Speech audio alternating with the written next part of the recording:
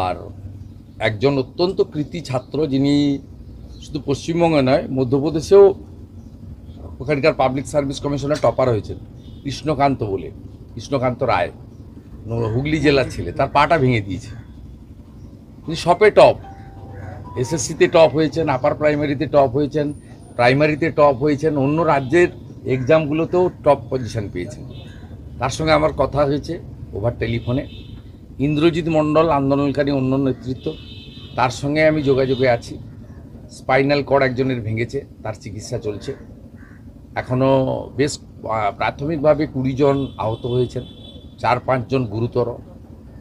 আমাদের সহানুভূতি, সমর্থন সব কিছুই আছে। এবং আজকে আমাদের তেরঙ্গা যাত্রা রয়েছে কলকাতাতে, অরাজনৈতিক যাত্রা জাতীয় পতাকা নিয়ে। তারপরে ভারতীয় জনতা পার্টির নেতৃত্ব আমরা ঠিক করব পুলিশের লাঠি চালনার বিরুদ্ধে কী ধরনের আন্দোলন বা প্রতিবাদ সংগঠিত করা যায়।